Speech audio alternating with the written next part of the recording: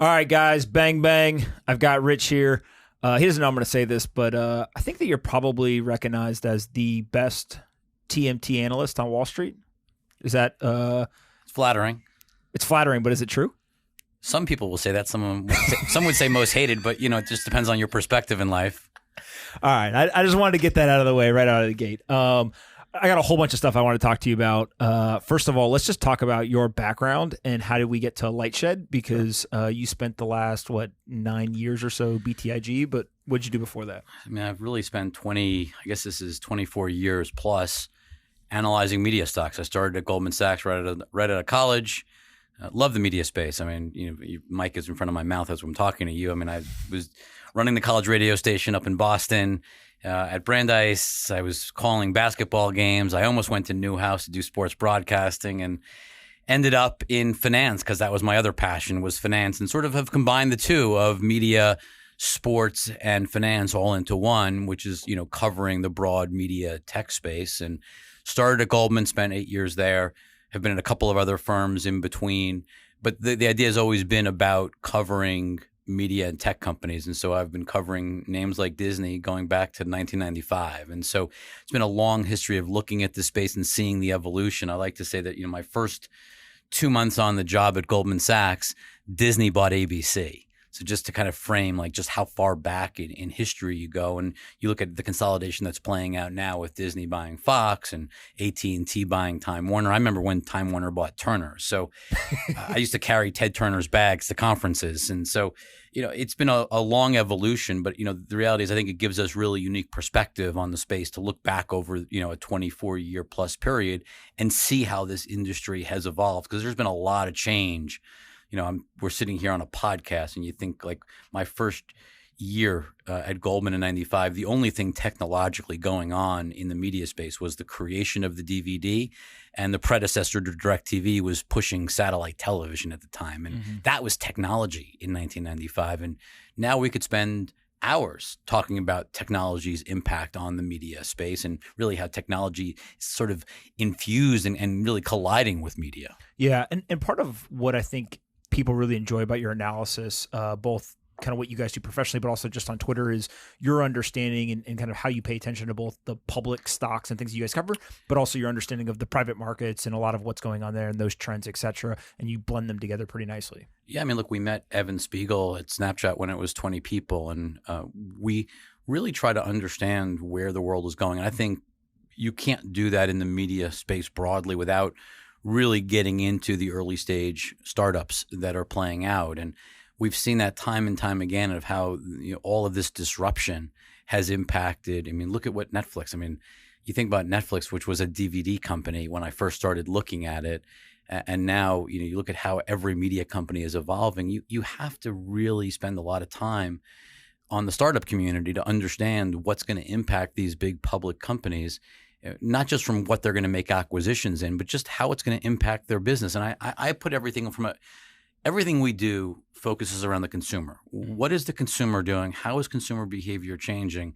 And how do you make money off of that? And, I've become an active angel investor. I think, if things go well, we'll launch Lightshed Ventures over the course of 2020.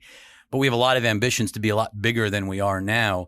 But it all comes back to it's driving this kind of ultimate flywheel of you learn more from the private community. I think it makes you a better analyst in the public markets in terms of how do you analyze these companies and get smart on these companies. And that also creates more windows into what are the things that are missing, or what are the missing pieces or problems that the public companies are facing that the private sphere can address or try to fix. And I think you're seeing that flywheel really play out. And I think it's been, from our research standpoint, I think it's been what really differentiates us, because I don't think a lot of people focus on the private sphere sitting in my job. Absolutely. Couldn't agree more. Just so people know, Lightshed, just kind of what do you guys do? So as we get into some of the more nuanced topics, they've got that perspective. Yeah. So my whole career has been about covering stocks. So buy, sell, hold ratings on public media and tech companies. And I started Lightshed with two partners, Walt Piecyk and Brandon Ross, who worked together with BTIG for a decade. The three of us and two other colleagues left in July, and in September started up Lightshed. And Lightshed is essentially, in its initial creation, is a research platform. So we're writing research at lightshedtmt.com. We are building out our research subscription business. We will add, we were talking before the show, talking about we want to get our own podcast started in 2020. We want to build out Lightshed Ventures. But what you see today is essentially a content business focused on helping our clients, our subscribers, make money in the media and tech space. Got it. And most of those are all focused on public markets. I wouldn't say that, actually. There's really? plenty of people who are I think the value add of our content applies across a wide spectrum. And so, the reality is there's fewer and fewer investors today, even if their focus is public market investing. More and more of those firms are making private investment because, look, companies are going public later. You're seeing a lot of companies stay private for a long time, and you're seeing a lot of what you would think of as very traditional public market investment funds allocating a portion of their portfolio to private investing. And I think, our access to private companies is a real value add for a lot of investors, no matter whether they're in the public sphere, private sphere, or across the two. For sure. Before we get into what I think is more of the mainstream topics, I want to talk about some of the new media models that we're seeing. The first and probably the one that I think about the most is Barstool Sports. So for those that don't know, Barstool is we'll call it a sports blog is kind of how it started out. Originally as a newspaper. Then I would call it comedy more than sports. Characters for sure. But I think comedy really infuses, and what differentiates it is the comedic take on sports content. Mm-hmm. I don't think you can say sports without comedy. If you wanted to say a sports comedy, fine. But I think it would be unfair to call it sports because it's not about it's not where you go to get the scores. It's not where you go to get the analysis of last night's game the way an ESPN would break it down or a Bleacher Report would break it down. This is where you really go for kind of the comedic take on everything that's happening in the world, the wide world of sports globally, especially in the US. The more entertainment part, Sure. which is definitely driven by the comedy. But what they've now morphed into, they took an investment from Chernin, then they brought in kind of professional leadership. They've really built a big business, about $100 million in annualized revenue now. And they just did the deal with Penn to kind of push, Penn Gaming. Penn Gaming to push more into kind of the gambling component of that sports world. What's your general take on one, that deal with Penn, and then also two, why no one's really kind of copied what they've been able to do? Is it driven by the people behind this, or kind of what's that magic sauce that they have that others haven't been able to copy? Look, I think one of the real challenges facing digital media publishers is trying to build a brand that really means something. Mm-hmm. And I think, this is not just go to college campuses. This would be walk into a Wall Street trading floor, walk almost anywhere on the East Coast, Midwest, and even parts of the West Coast, and you'll walk into a dorm room, girls and guys, and you'll see Barstool merchandise, Barstool posters. You'll see chicks in the office. Mm-hmm. Yeah, you'll see so much Barstool branding. There is such a passion for the brand, and I think that's what's really important. Is that Dave Portnoy and Erica Nardini, the CEO, they've really understood that they have this passionate connection with the listener, with the watcher, with the reader. And that can translate into many things. And whether it's selling merch, or whether it's tuning into a serious radio show, whether it's using the app, whether it's showing up. I mean, if Dave Portnoy told everyone to show up in Union Square, New York City, at 5 p.m. tonight, just because, there'd be a crowd of people not knowing why they were lined up, but they would go do it. Mm-hmm. That's something that's really powerful in the media world. And you think about what you can do with that passionate, loyal fan base. And there's lots of things. And I think one of the things that obviously that Penn saw in this transaction was the ability to drive them, instead of going to DraftKings or to FanDuel, drive them to Penn's apps to gamble, especially as mobile gambling and mobile sports betting takes off over the next, take a lot of time for legalization to play out across the entire country. But state by state, you're certainly seeing it in New Jersey.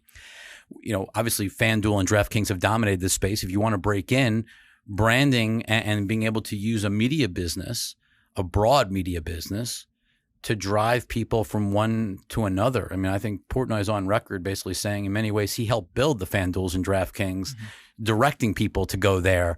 Now he can direct people elsewhere. And I think he's got a loyal enough following where they're going to follow whatever he wants them to do, obviously within reason. But I think that passion for the brand.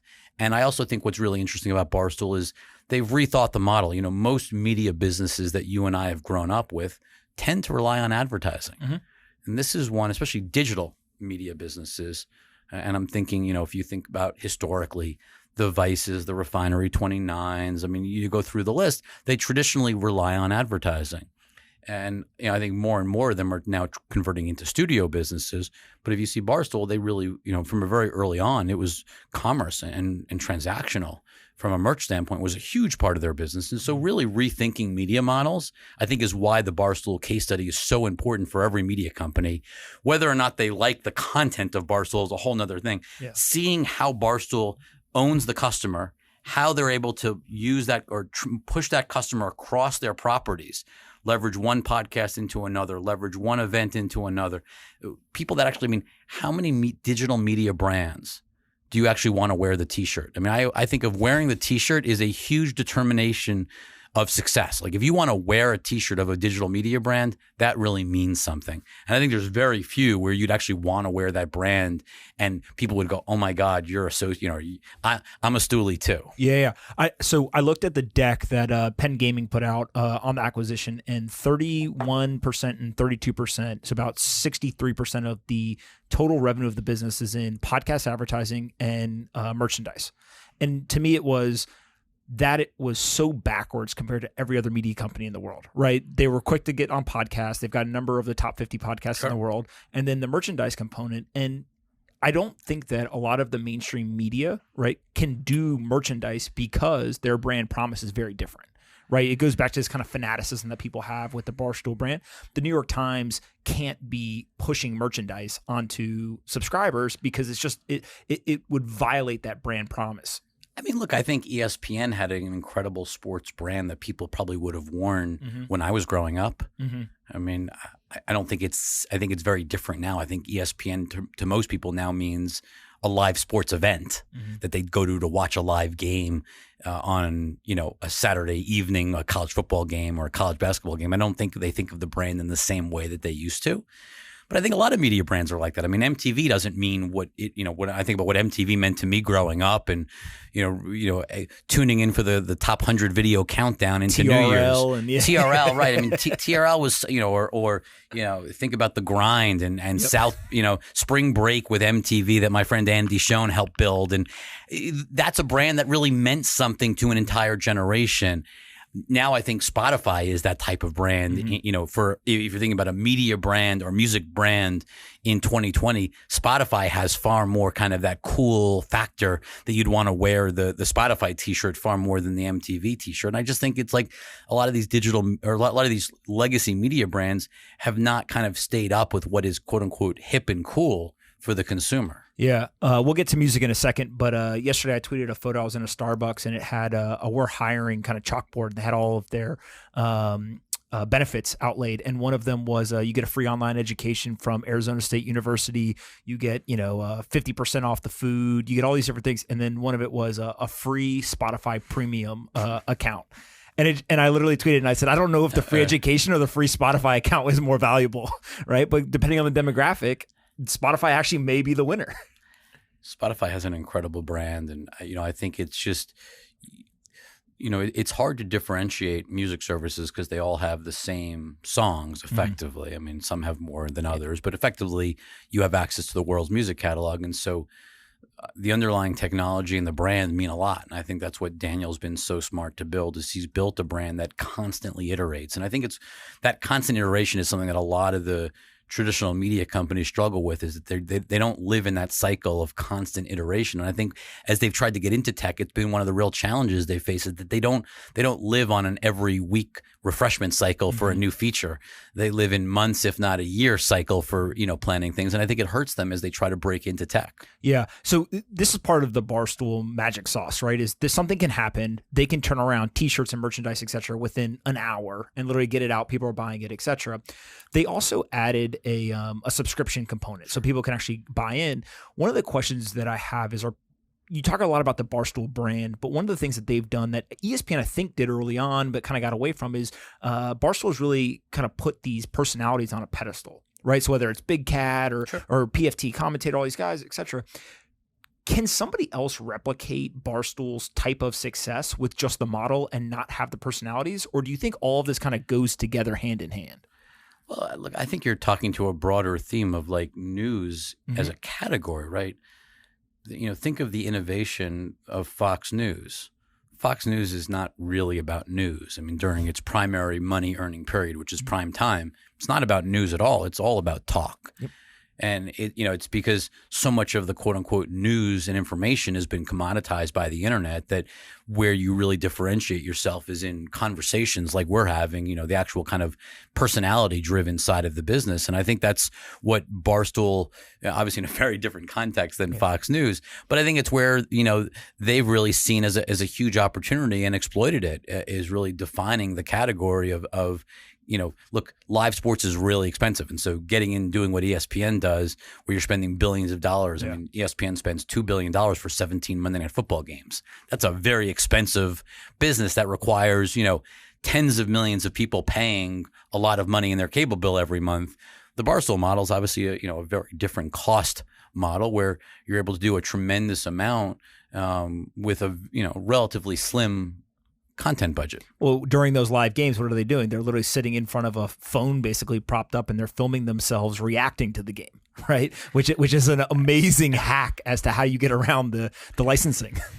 Absolutely. I mean, I think Barstool's been very creative in how they, play in the world of sports without having to absorb I don't want to say absurd, but the ever increasing costs of live sports broadcasting. So staying with sports, another new model is the subscription. And so you've got things like The Athletic that are popping up, which the data that was recently released after their last private round is incredibly impressive in terms of retention rates and monetization, et cetera. We've seen the New York Times, I think, is the best example in the mainstream press, who's gotten 5+ million subscribers now. ESPN Plus has started to actually get people to pay, and they've got, I think, 7.5 million or so subscribers.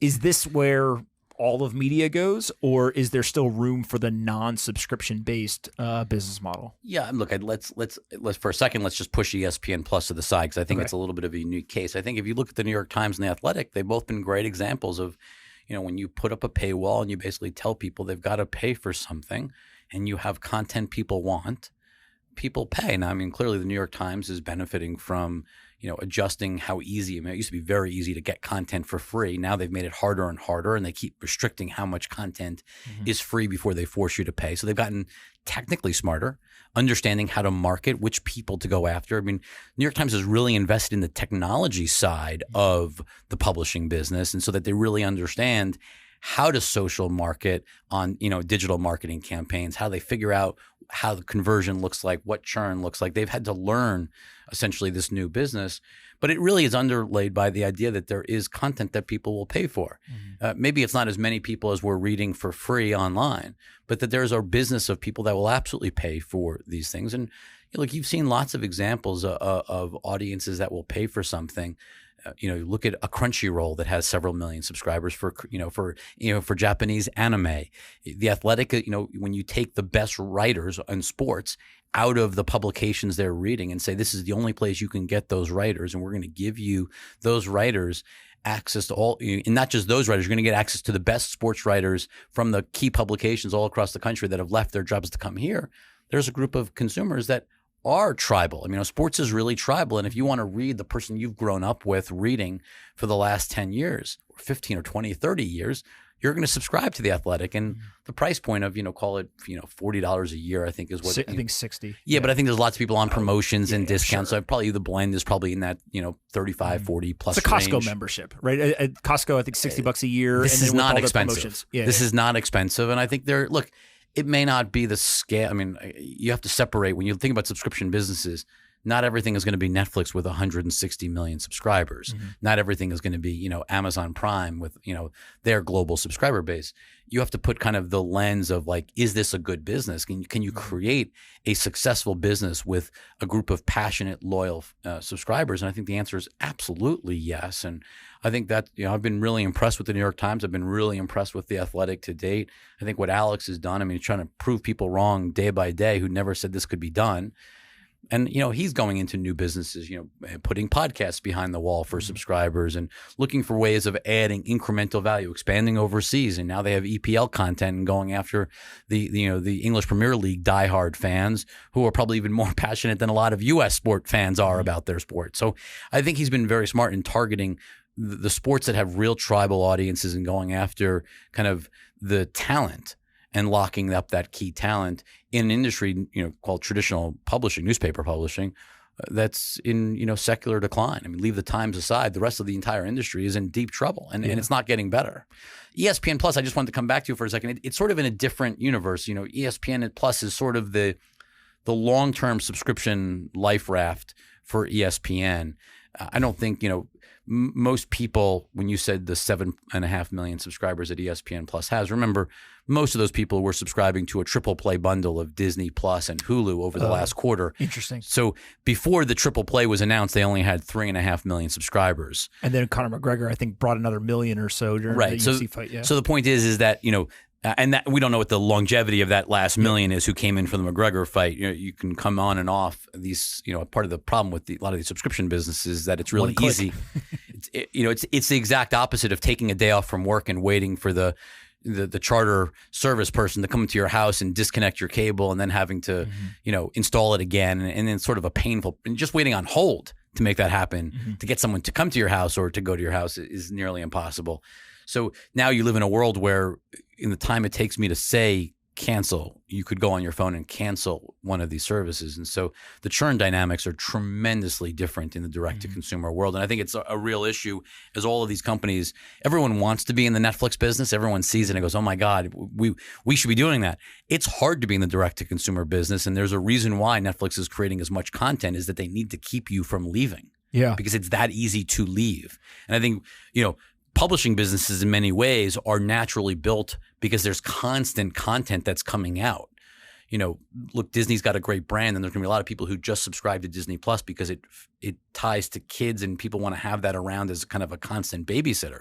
But, in terms of high profile content for an adult, there hasn't been anything new on Disney Plus since Mandalorian ended in December. There's a new show on Netflix every single day. Yeah. And it's very topical, right? I mean, everything from the Aaron Hernandez type documentary to the latest movie or their originals, et cetera, it kind of spans the gamut. Yeah. Well, I think it's an important reminder of if you're trying to build a mass audience product, and when I think about mass audience, meaning something that can have upwards of 80, 90 million subscribers in the U.S. and hundreds of millions of subscribers globally, you can't just reach one part of a household. I mean, take John Stankey, who runs AT&T, Warner Media within AT&T, and he's public on record talking about the fact that HBO didn't have enough breadth to it.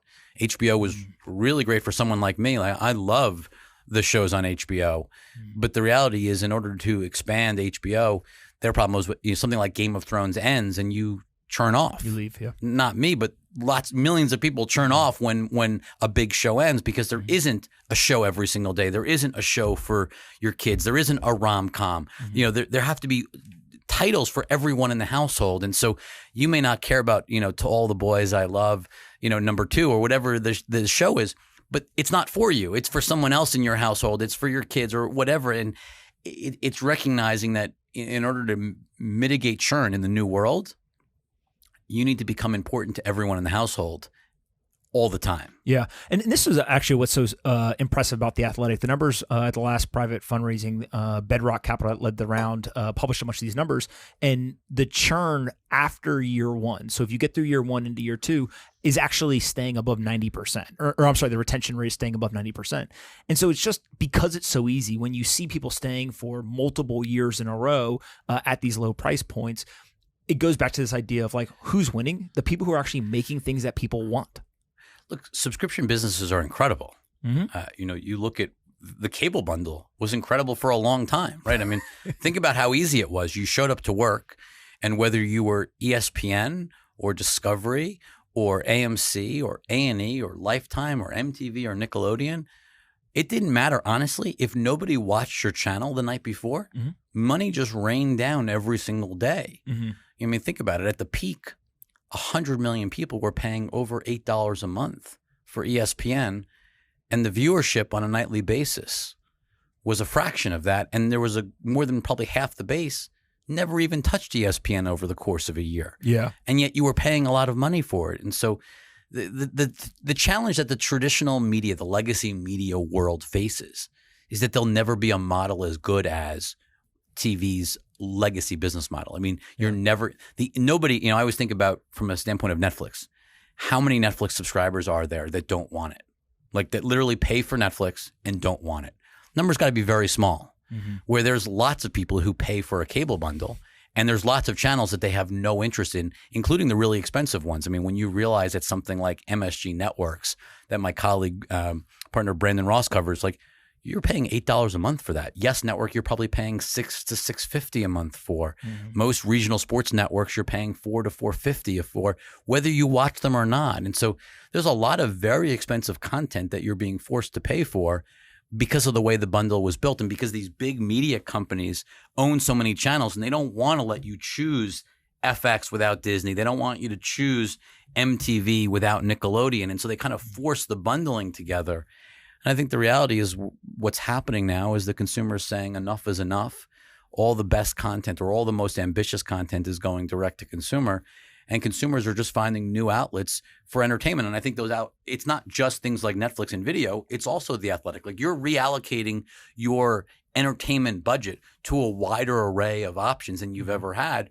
And not all of it is traditional video the way we think of video. It may be something like Headspace, or it may be Calm. I mean, I think there's a whole array of where you spend your time apps that are going to go well beyond the traditional video watching experiences. For sure. One other new model that I've seen and have become a fan of is like the Substacks, the Morning Brews, kind of all of the email direct-to-consumer type content delivery businesses. What are you seeing there? Or how do you guys think about that? Yeah, look, I'm an early angel investor in the Skim, and I think if you were to look at things like the Morning Brew that have sort of taken a different spin on that model, yeah, I think it's in many ways it's a lot like what Barstool's proven out is that you have passionate audiences about a topic, lifestyle topic that you can build real fandom around, real kind of habitual behavior, and use that audience, use the passion of that audience for your content and do other things with. And so I think, we're still really early in that evolution. But, I think if you look at some of these brands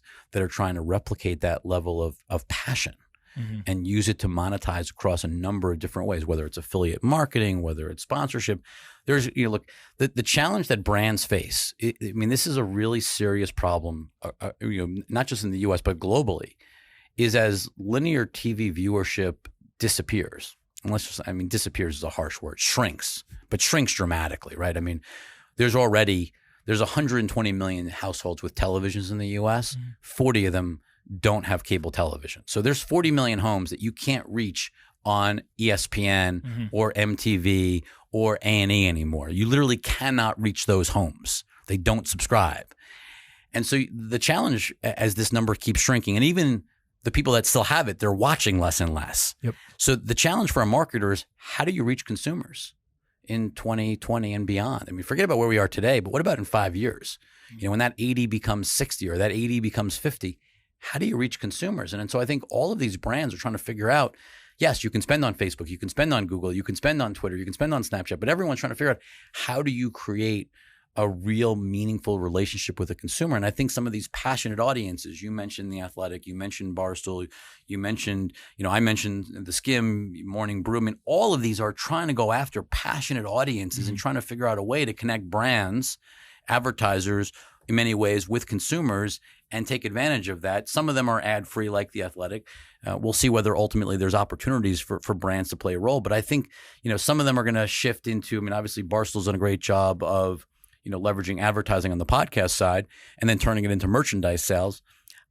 I think everyone's going to have to figure out new models because, the reality is advertisers are dying to figure out how do they reach consumers in 2020 because it's just getting a lot harder to get the same reach.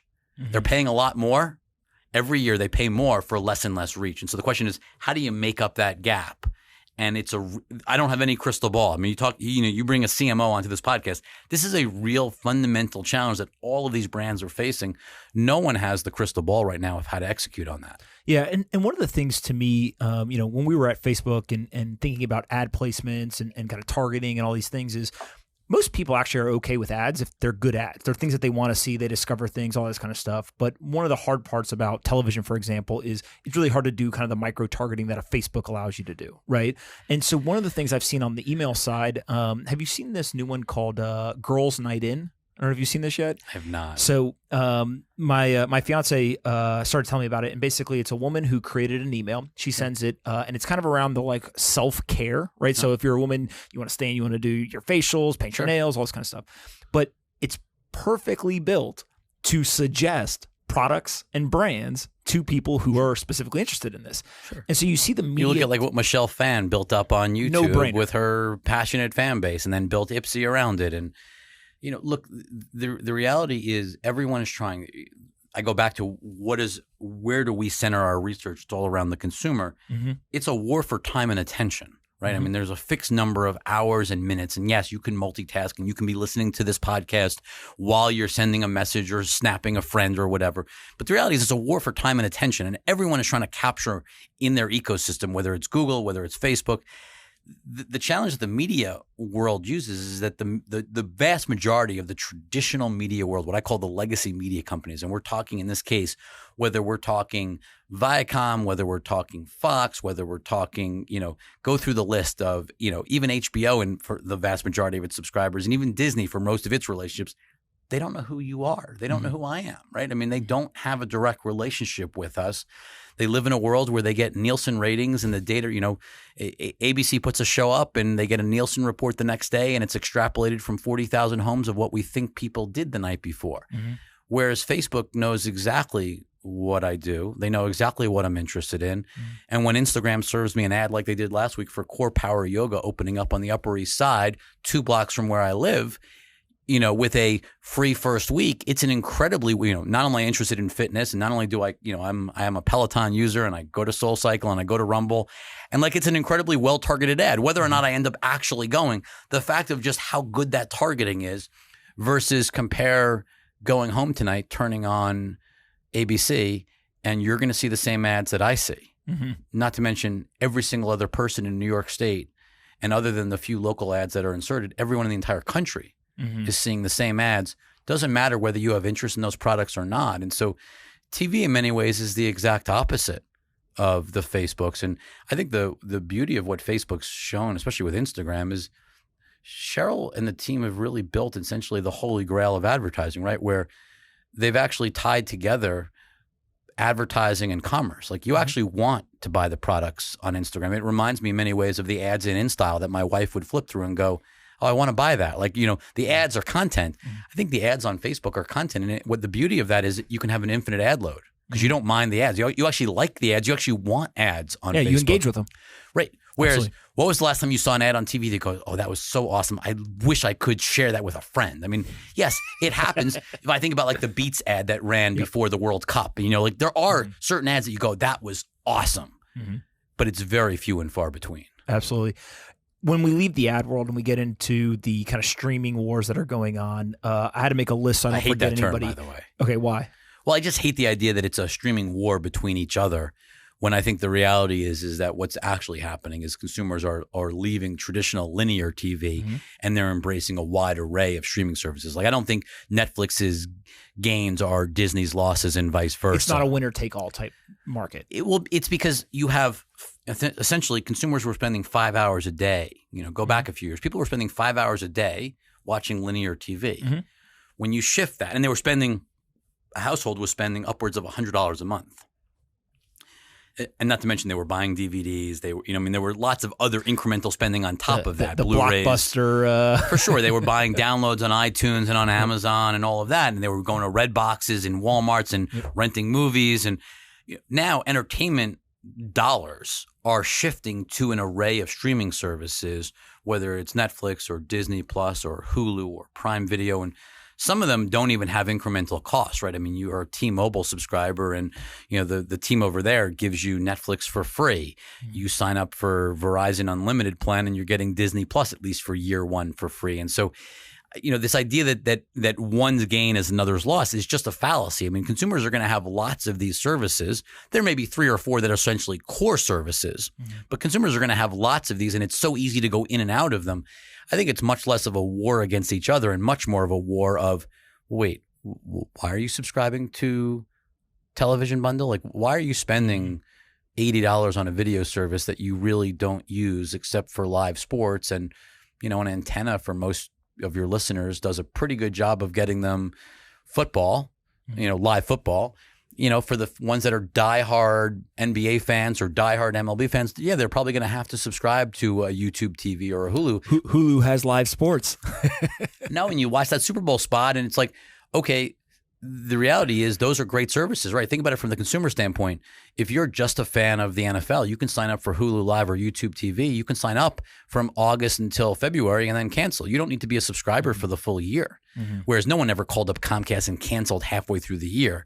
So you have a whole new behavior of you can manage. Not only do you pay less than you would pay for a video subscription on one of the big cable companies or satellite companies, but it's also easy to turn on and off. And I think, if you use the experience of YouTube TV, it is night and day versus Spectrum. Like it's actually hard for me to understand how anyone who's actually used or seen the YouTube TV product, why you wouldn't be using YouTube TV versus Spectrum, because it's just a night and day experience. A cloud DVR and access across, the fact that I could watch YouTube TV right here, any of my channels.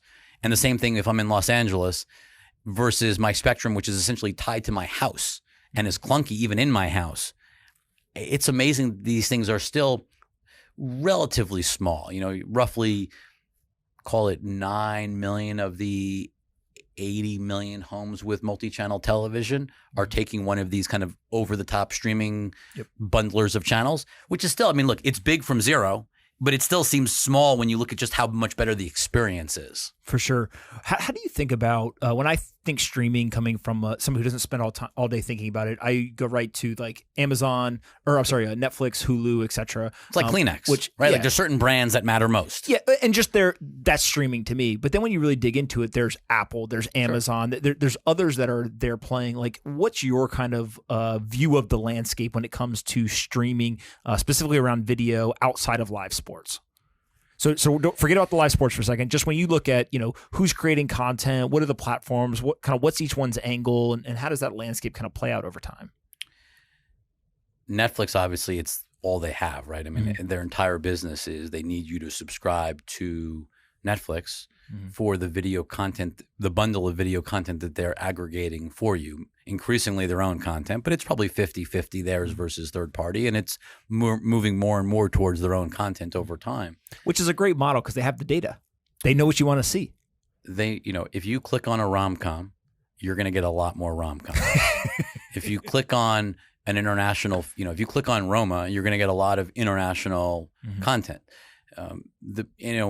The beauty of Netflix is data begets more data, because you can create a better experience. You can learn from it. You can try lots of things. I think the culture of testing and learning and experimenting is something that is so powerful at Netflix, and it's just not built into the DNA of traditional media companies. And as they convert from, linear TV into the streaming world, their greatest challenge is understanding that it's not just about putting a streaming application up.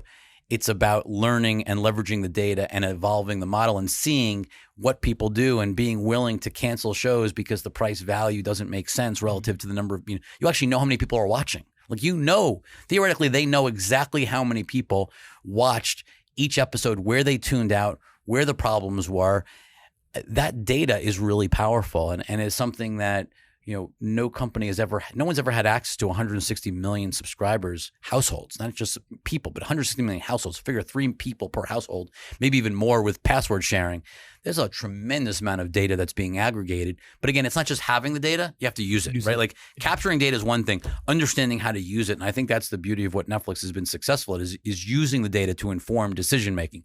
It doesn't make any show better. Like it's not like they can't take a bad show and make it better simply by having data. But I think they can learn what types of shows people really like, what types of content, what genres to go into, where to go deep, how well is international content working in one market versus another, what's missing from the offering, where could they add more content. And I think that is really powerful. But to your question on like the landscape overall, you've got Netflix by far the default kind of clear leader in the category, and you've got everyone else kind of realizing, you've got obviously Amazon was there early as well. Hulu was there sort of as last night's television originally. And I think increasingly as last night's TV sort of goes away, it's increasingly going to morph into more of an original programming story, much like Netflix. So you're seeing FX now. If you watched the Oscars last night, a bunch of ads for FX on Hulu, you're going to see more and more FX content flow into Hulu over the course of the next couple of years as it makes that transition. But I want to come back to the philosophy here of like, why isn't Amazon or Apple in this world? It's all about keeping you in the ecosystem for the long. war on time and attention. Yes, they want more of your time and attention. The more time you spend with Amazon, the more you're going to purchase. Like the only reason they do Amazon Prime Video, I believe, is not because they think it's for the good of their heart. They want to give you, free movies and TV shows like Mrs. Maisel to watch. They actually believe that if you watch Mrs. Maisel, that you'll end up spending more time with Amazon and purchasing more. Mm-hmm. That's the reason. I mean, that's why they do this content. And so it's about keeping you in the Amazon ecosystem. Apple's doing it because they want the more time you spend with Apple and Apple devices. And if you come into the Apple TV Plus app to watch The Morning Show or to watch, pick, any of the new shows that they've created, The Servant, which was, very good. And you look at this content and you go, okay, I'm spending more time with Apple TV Plus. All of a sudden you realize, oh, I can subscribe to HBO through Apple. I didn't realize I could do that. Let me subscribe to HBO through Apple. So now I'm spending even more time on my Apple devices. Mm-hmm. And then I'm like, well, I'm even more wedded. And, not that churn is a problem for Apple, which my colleague Walt Pisey covers, but it just keeps you in the ecosystem and it creates a services layer on top of the equipment that Apple hasn't had before. And so it plays into this, how do you build this robust services layer? It's through great content. And people, let's go back to where we started with the cable bundle. People spend a lot of time and a lot of money on video. Mm-hmm. And so I think it's the opportunity is to capture some of that time, attention, and in turn, wallet share for these companies in their ecosystems. And I think each of them is, they have different goals. One's to sell devices, one's is to kind of drive retail sales, but each of them is trying to keep you in that ecosystem longer and longer. Even Disney Plus. I mean, look, the reality of Disney Plus is probably to for the first time ever to mine data for Disney so that they can hopefully in success, we haven't seen it yet, but hopefully in success, they're sending out to their members, their subscribers, and they're saying, would you like to come to the parks? We can offer members a discount, or we can get in early to the parks, or, what are the membership has its privileges, benefits of being part of the Disney Plus club? We haven't really seen that yet. Right now, it's just about content on the service. But I imagine over time that this will go far beyond just simply, a subscription fee of $5.99 or $6.99 a month. Yeah. So two things. One is the membership model obviously drives revenue, and in the short term, you can easily see, hey, I'm going to look at data. I'm going to use that to create new content and give people what they want, et cetera. But what you just hit on is kind of this connection between the subscription to receive digital content and everything else in an ecosystem, whether it's Apple giving discounts for products, whether it's Disney getting you in early or discounted pricing, whatever, to their parks, to showings in person, whatever it is. I don't think that a lot of people have done that yet, not just Disney, but just across the entire landscape. It doesn't seem like that's something that they're pushing. Is it because you need to build up critical mass first and then you kind of pull that trigger? Or is it something else that's kind of holding them back from kind of jumping into that connection of subscriber to other types of services and experiences?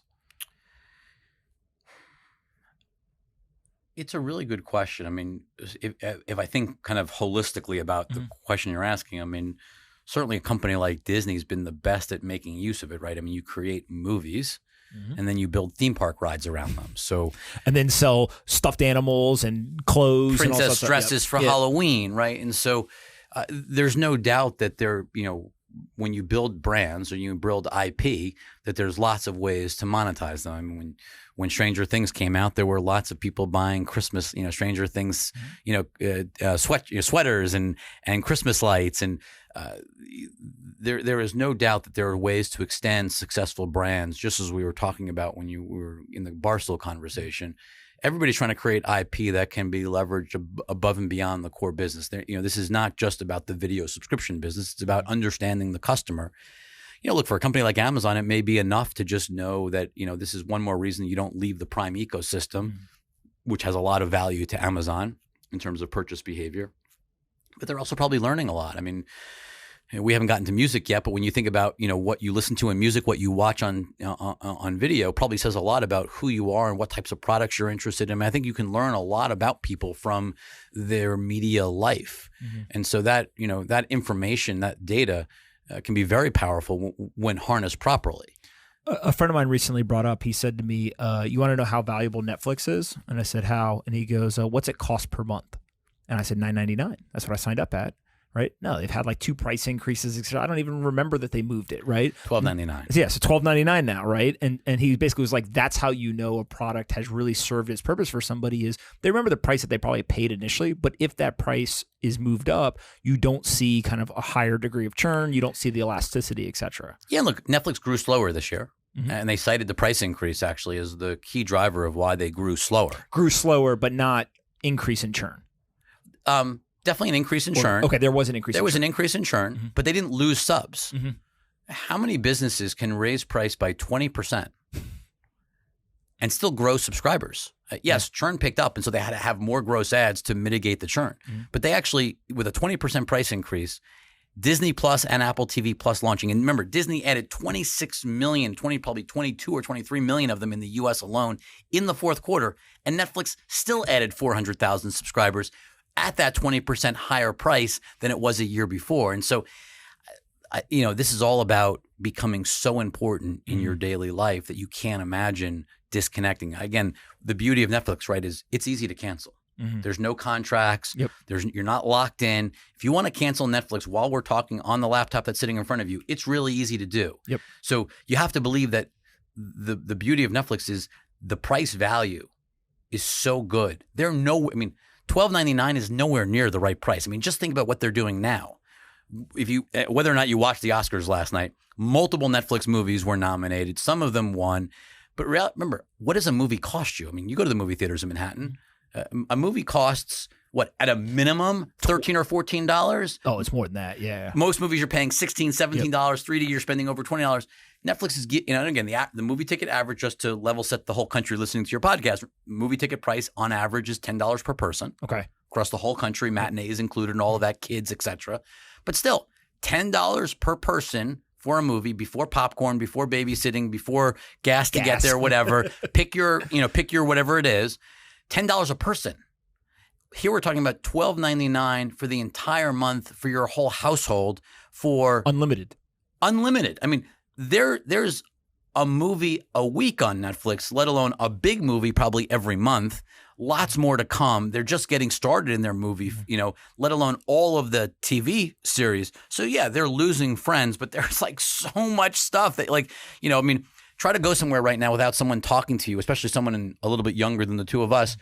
Try to go somewhere with people not talking about Cheer. Mm-hmm. Everyone's talking about Cheer. Like every single person's talking about Cheer, a show that wasn't even on my radar screen a few months ago. And now it's like part of memes, and everywhere you go, people are talking about Cheer and they're talking about You, a show that failed on A&E. Literally was, it was a joint venture of Warner Brothers and A&E, and now is literally blowing it out on Netflix where all of the content moved.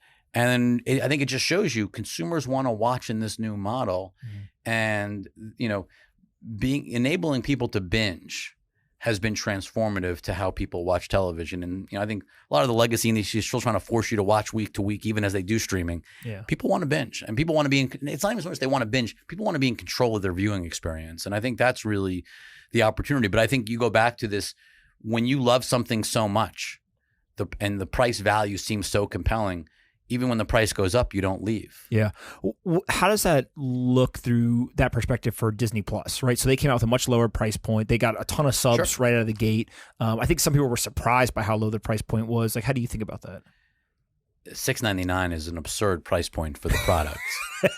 Right. Like $6.99 it literally is comical for what they're providing. Well, when you think about one new Disney, if you wanted to buy Blu-ray version of Frozen 2 when it comes out in a few weeks, that's probably a $20 product. Mm-hmm.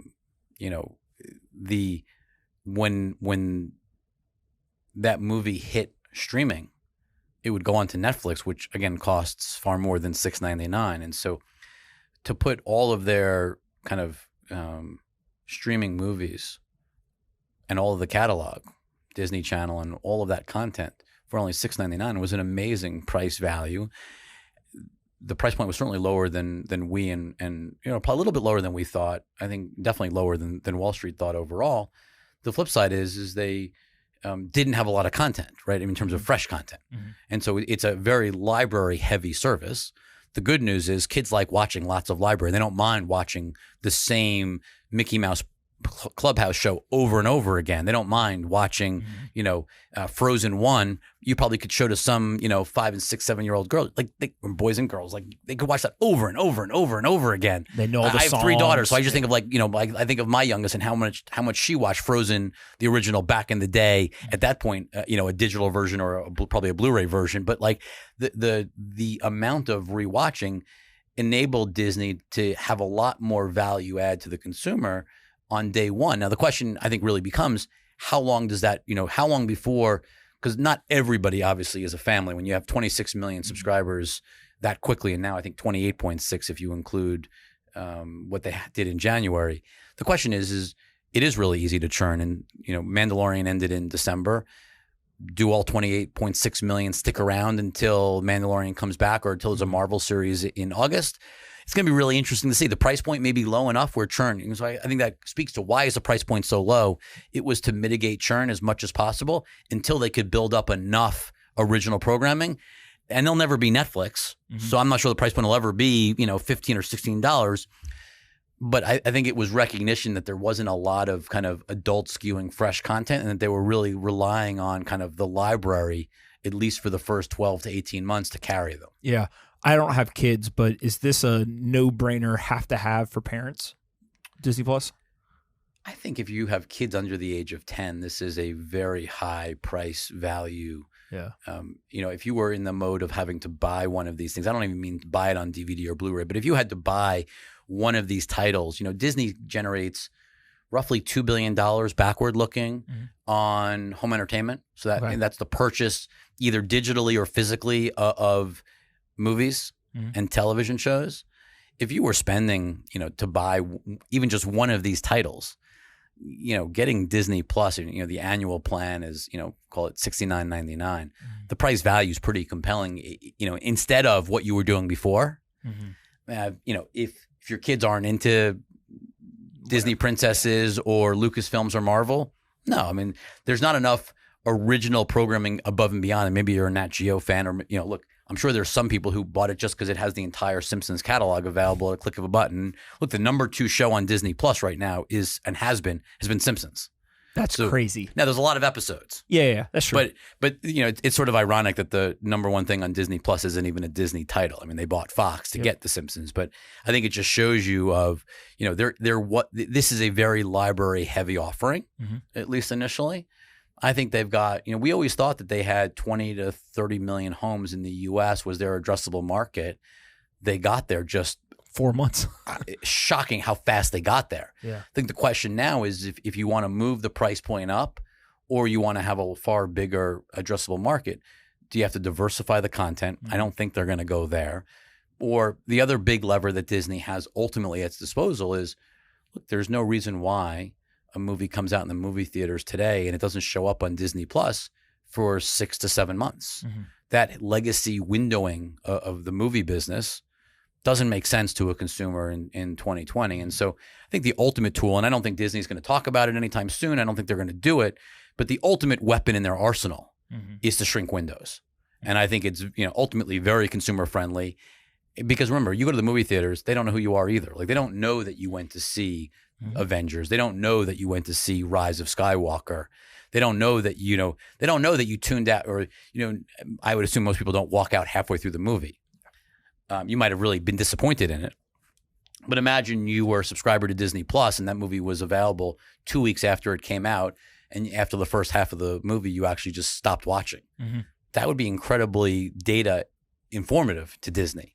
But they don't get that data because they live in a world of movie theaters where, they don't have any relationship with you, the end customer. And so I think ultimately the quest for data is going to drive everyone to move more and more in this direction. Netflix is starting it, obviously, just as they did with binging. They started, movies direct to consumer without kind of skipping the theatrical window. And sometimes they're forced to do short theatrical windows. But ultimately, the goal is to get you movie content far sooner than they otherwise could. Yeah. Let's switch gears, go to streaming music. I think we've seen a huge push by Spotify in recent months, but obviously Apple Music, Prime, etc. How do you guys think about kind of music in the lens of that like war on time and attention? You know, it plays into this overarching audio thesis. Actually, it goes beyond music. Is music or audio has become so accessible, right? I mean, we're all walking around with kind of, you know, almost like computers in our ears with AirPods. I mean, everywhere you go, you see people with, you know, AirPods in, you see smart speakers in people's homes. You see them, you know, I mean, the price point for these things is like almost free. I mean, like there's so many things you sign up for now and they send you a smart speaker as part of signing up for something. Like it's hard not to have a Google Home device or an Amazon Alexa or, you know, pick your service. Then you add in have Siri on our phones, etc. Siri on our phones, and then take the where is 2 hours a day of audio listened to? The car. And between Android Auto, CarPlay, you know, Alexa's getting into the car, you know, it's getting easier and easier to voice control in the car, and these interfaces are getting better and better. That the time spent with music, it's just easier. You've taken all the friction away from listening to audio content. And if you think about audio, it's not just music, right? I mean, what do you listen to? You listen to music, you listen to news, you listen to talk, you listen to weather. I mean, sometimes you even listen to sports. I think it's fairly natural that all of these activities are moving from kind of a linear terrestrial radio world into a digital world. And you know, the beauty, I think of podcasts much the way I think of talk radio, right? I mean, if you wanted to listen, you know, I think of back in the day, you listened to Howard in the morning, and you know, the reality is now you can listen to this podcast whenever you feel like it. You don't have to be at certain place at a certain time. Just like the same innovation as video, right? Like I don't have to tune in at 8:00 on Tuesday. I can watch that show whenever I want to watch it because it's available on demand to stream on any device anywhere I go. You walk into a Starbucks and you see someone streaming The Crown. It's no different than someone walking around with all the music, both, you know, music and talk news content that podcasts enable. And so I think if you think about this experience, it's taking what was a lot of friction. You know, you got to go out and buy an individual album. Usually you only wanted a song or two. And it's moving from an ownership model to an access model. And it's really very similar to the same thread that you saw in video where, you know, you'd buy a DVD and it would sit on your shelf collecting dust. And now, you know, how many people bought Friends DVDs, never really watched them. And then you look at Netflix where there was nonstop watching of Friends on these platforms because it was just so easy. Yeah. So you take all the friction out of the business model or out of the consumer experience and people use it more. And so music, I think, has never been listened to more than we have right now. The economics of the business are just beginning to get better. You know, it took a long time. You know, if you look at consumer spending on music in 2019, essentially we're back. It was up a lot, you know, up mid to high teens in terms of overall consumer spending, but you're back to levels of like 2004, 2005. Like it's taken a long way to build, you know, it collapsed. You know, I think of, you know, in 2000 is where things really started to get ugly. By 2000, 2008, it got really ugly, you know, declines of, you know, 20+% of consumer spending on CDs. And it's taken a long way to build out of it. But the model of access that, you know, Spotify, and I think Daniel Ek deserves a lot of credit. It never would have happened without, you know, the perseverance of one entrepreneur who just literally wouldn't give up in the face of incredible odds and incredible pushback. And look where we are now. Yeah. A lot of people don't know how much pushback that they actually went through and kind of the legal threats and all the things that kind of bands were pulling songs and albums. And I mean, it was brutal. I mean, think about it. Taylor Swift was you know, I don't want to say an enemy of Spotify, but certainly was pushing back. And I mean, we've gone through multiple iterations of talent having to get comfortable that this world is far better than the old world. And, you know, I look at it now and I go, we're just, you know, Spotify's got 100 million subscriptions. Apple's got over 60 million. There's a bunch of other services out there from Google and Amazon. And you even got things like, you know, even TikTok trying to do subscriptions in certain developing markets.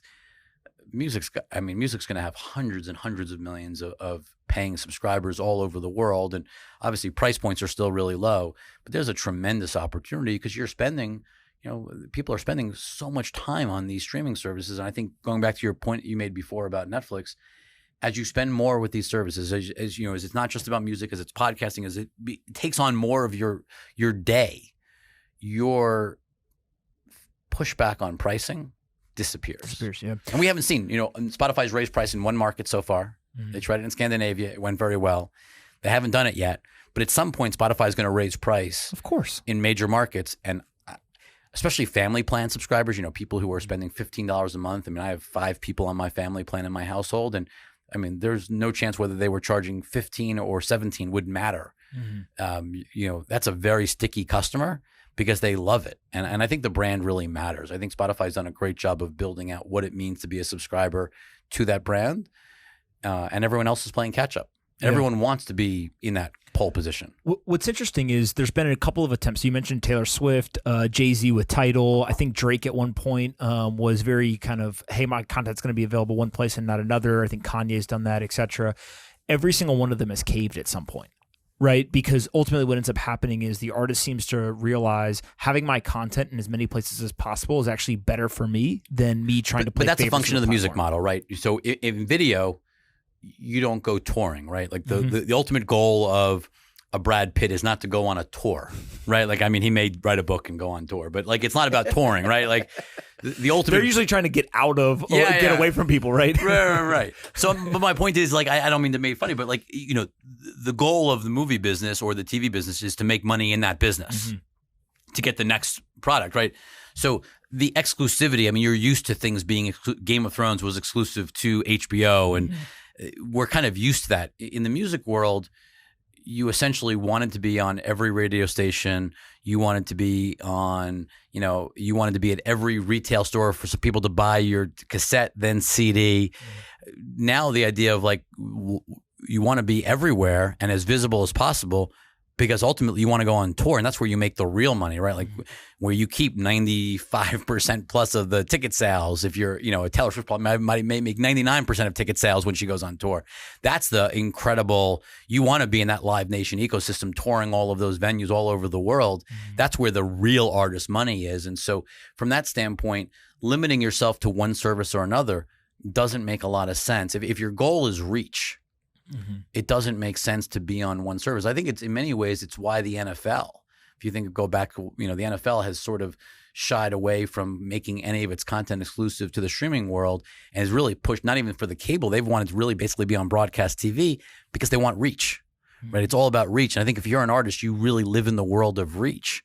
And you want to be available. I mean, the beauty of what Spotify does, even versus an Apple, right, is that you don't even need to pay a subscription to be on Spotify. There's a free version that's ad supported, and you can literally hit, essentially anyone on planet Earth with a phone can listen to Spotify. Similarly, you look at Amazon Prime. Most people are not paying for the premium Prime subscription for music. They're just literally, they have an Alexa device or they have some form of smart speaker, and there's all the catalog, meaning stuff that's 6 months or older, is just available to stream on demand as part of an Amazon Prime Music subscription. And so that reach element, I think, is really important in the music space, and I think is a large reason why you haven't seen these exclusives, by and large, haven't worked.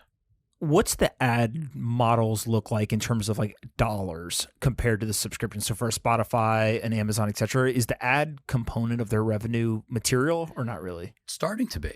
I think Spotify. It's actually increasing meaningfully. I mean, I think Spotify a few years ago didn't.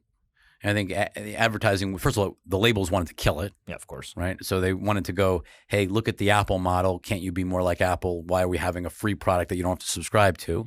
I think Spotify's done a really good job of proving to people mathematically that if you get people in the free funnel, they love the product, you get them addicted, they up convert at a very healthy rate from free to paid over time. Doesn't happen instantly, but it happens over time.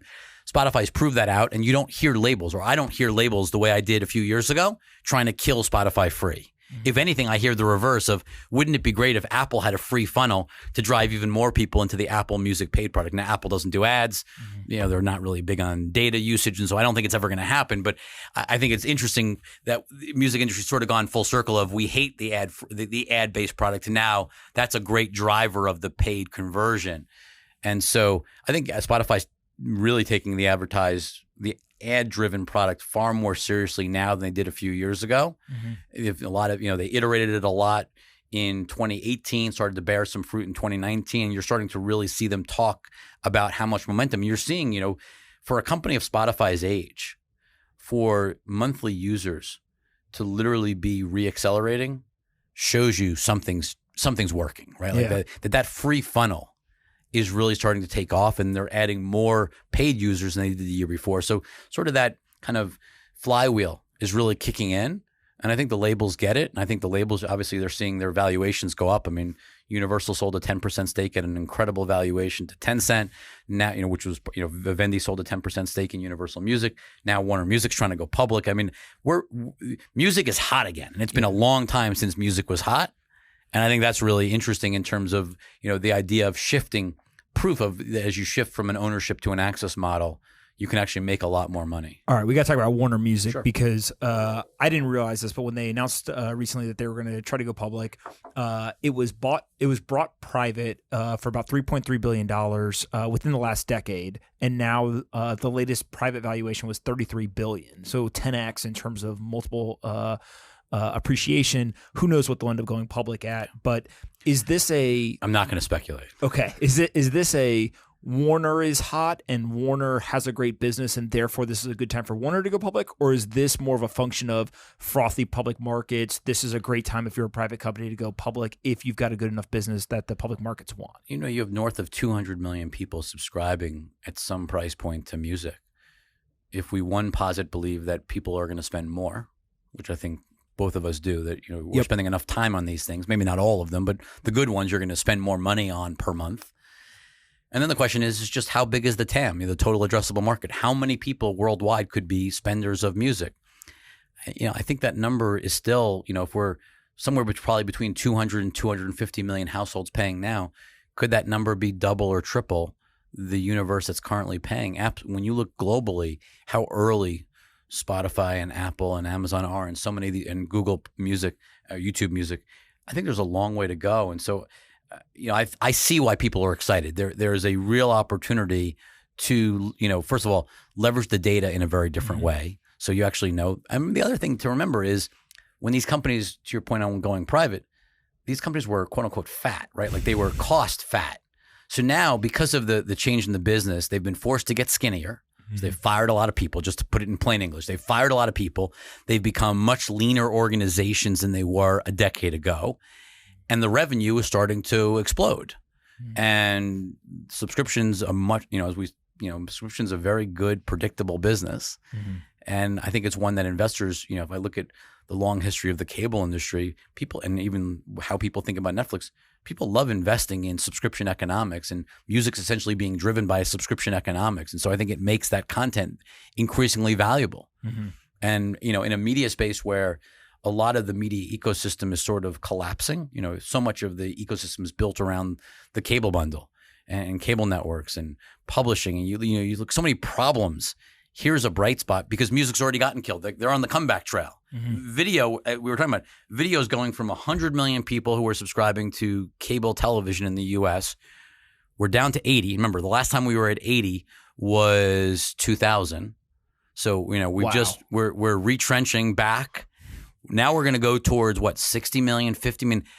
I'll ask you, how many households in this country have at least one diehard sports fan? Where you need, I don't just mean you need NFL, but you need everything. You need ESPN, you need Fox Sports, you need the regional sports networks. How many homes is that? Well, I'm going to flip the question just a little bit in the sense of not only do you have to have a diehard, but also your diehardedness is not served by seeing the highlights on Instagram or something else. It's great. I totally agree. And that's the problem, right? There's a whole generation growing up with YouTube highlights, and Twitter highlights is more than enough. I haven't watched SportsCenter literally every single morning. I would wake up early and watch, and I would try to walk out of the door right after top 10 at the end of the hour, right? And that was kind of let's go to school, my brothers and I. I have not watched SportsCenter in at least 7 years, right? I've seen every single highlight on Instagram. Right. House of highlights, all these things. So the question is that number, I know it's not 80 million. Oh yeah. It's probably closer to 50 than it is to 70. Is it 50? Is it 40? Is it 30? I mean, I think a lot of companies that I talk to believe it's somewhere in the 40 to 50 million range. But that means the current universe of households paying for multi-channel television is going to halve. Yeah, cut in half. So cut in half with a lot of the costs that we're talking about, meaning sports costs, fixed. So you think about what that means and you go, video is on the way down. That's why everyone is shifting and trying to jump into the direct-to-consumer streaming market, these so-called streaming wars that we talked about before. Music's coming out of it, right? They've gotten destroyed. They took their pain. That's why those sales to Len Blavatnik, happened for Warner Music. Like, this industry got destroyed, got leaner, and now is benefiting from, not so willingly, but finally embracing the access model of what Spotify pioneered. And now they're starting to realize like how much bigger this business can be.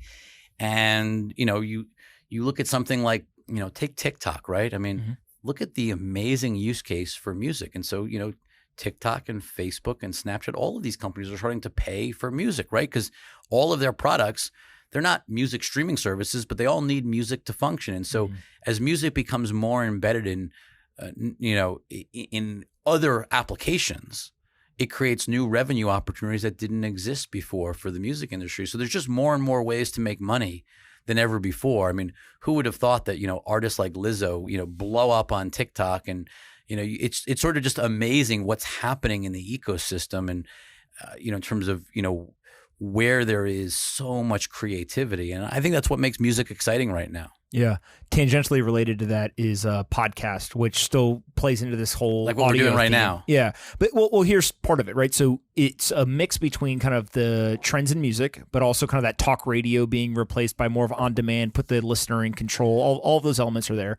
But we've seen two big things happen. So one is the Anchor and Gimlet type acquisitions that Spotify's doing, and they're really kind of making a big play and consolidating. But then also we've seen the Bill Simmons of the world, et cetera, where these are legacy media folks who are realizing there is a new medium and they're trying to go figure it out. I would say Barstool was the same way, right? I mean, Portnoy was publishing a pamphlet in Boston. He's got but he goes into podcasting. Like, I think everyone's and realizing 30+% of his revenue comes through the advertising. What's amazing about podcasting is it's so intimate, right? Like you have us in your ear right now. I mean, most people are literally, they have a little device in their ear and they're listening to us in their ear. I mean, it's so personal, and you get to know the host, you get to know the conversation. There is, I don't care whether it's a, host like you or whether it's storytelling like you see on something like Serial. Full disclosure, I'm a Wondery investor, but listen to The Shrink Next Door. I mean, there's just incredible audio storytelling. This is like, we're still at the early stages. I mean, this is a $1 billion revenue business in advertising. And that $1 billion, the numbers I recently just saw, Rogan, $30 million just on the advertising of the podcast. There's a true crime or something like that did about $15 million. And then Dave Ramsey, $10 million a year just on the advertising. But what was shocking to me, that second one, I forget the name of the podcast, they did $15 million in advertising via their podcast. And the report I saw was they did 40 live shows last year, where people paid to come show up, a couple hundred people at each one. And then they also have a $40 a year annual membership where 55,000 people are subscribed to get special episodes, behind the scenes, AMA, etc. When you start to look at that starts to look a lot like a Disney with the IP and monetizing it through different channels, etc. But it's all audio based and creating characters or stars or personalities. Yeah, I mean, I think, podcasting is going to be a natural place where people look for IP creation. And so, I went to the Peacock, which is NBC's, their version of their streaming service that they're launching. It'll be out in, soft launch in May and bigger launch around the Olympics later this year. But one of their big launch programs that they profiled was Dr. Death, which is a Wondery show, a Wondery murder show that they're turning into a TV series. And, I think, you're seeing podcasts permeate culture. I think, I don't, whether podcasting becomes super successful simply because of the ad dollars that are behind it, or the subscription, higher end subscription premium services. You look at a company like Glow.fm is trying to make it a lot easier to sign up for these premium subscriptions that podcasters launch, like you mentioned. Or does it become just IP monetization through, other books and TVs? Yeah. And who knows? I don't think we know yet. All we know is that there's a lot of great brands being created. People love listening to podcasts. They love that they can do it on their own schedule. Any free moment of their day, they can, plop one on and start and stop whenever they want. And the ad load is reasonably light, and you can skip the ads if you don't like the ads. And ultimately the ads are going to get more and more. I think, one of the things you'll really see innovation wise, starting with Spotify, is starting to make much more dynamic ad insertions. So you're hearing ads that you care about. Right now, podcasts, basically the ads have been baked in and oftentimes are not relevant to me or you. That's going to change over the course of the next 12 months. And I think Spotify is kind of planting a beachhead. Like, this is a category that they know they need to win. People listen to a lot more than just music. Why would you want to just when you think about the radio in your car, when you get in the morning drive, like, you're not just listening to even if you were listening to Z100 back in the day and the Z Morning Zoo, right? It wasn't just for the music. You were listening to the hosts and the banter, and it's far more than just music. I think that's what Spotify realizes, that it's, you want to provide a complete audio experience. They dabbled in video for a while. I think they realized that that's not where the expertise is. Where Spotify really can excel, especially as you think about taking the advertising side of the business more seriously, it's a natural place to play in and go after podcasting. And I think these podcasts, it reminds me of the early days of radio, because you have the ability to have this relationship.